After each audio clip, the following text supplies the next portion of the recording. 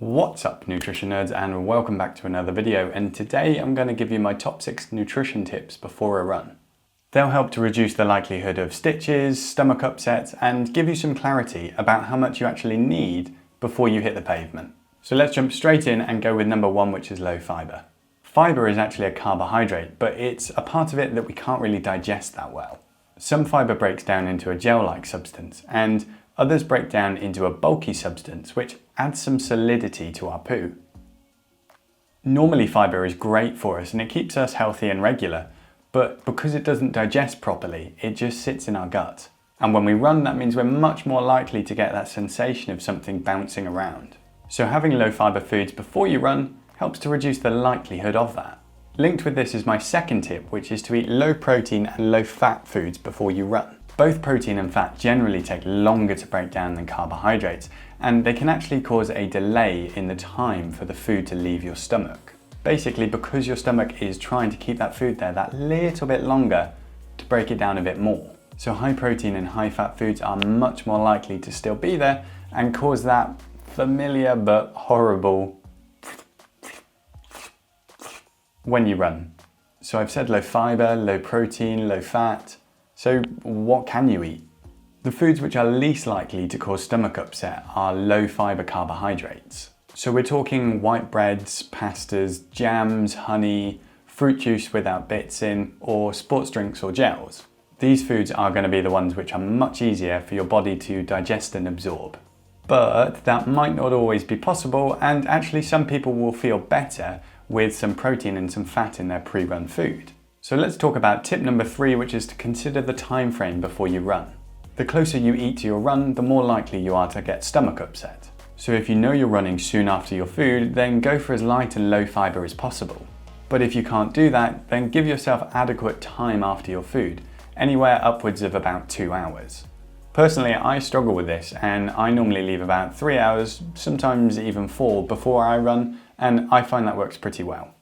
Tied in with this is tip number 4, which is to actually understand how much food you need before your run.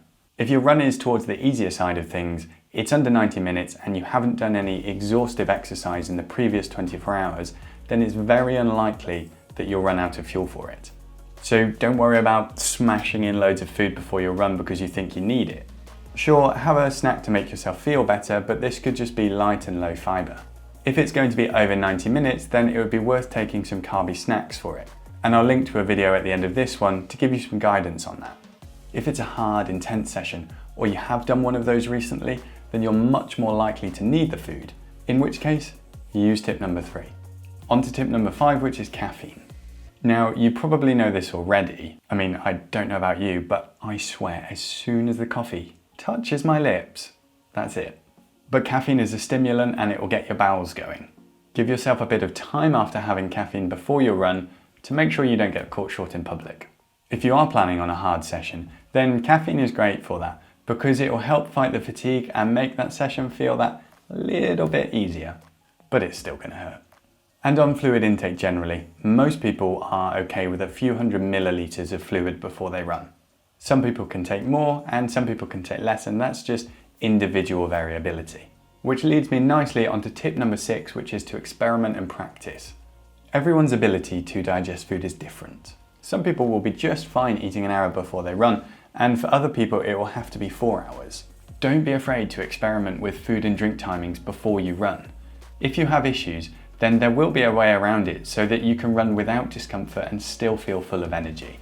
Try different types of food, solids, liquids, gels, and build things up slowly.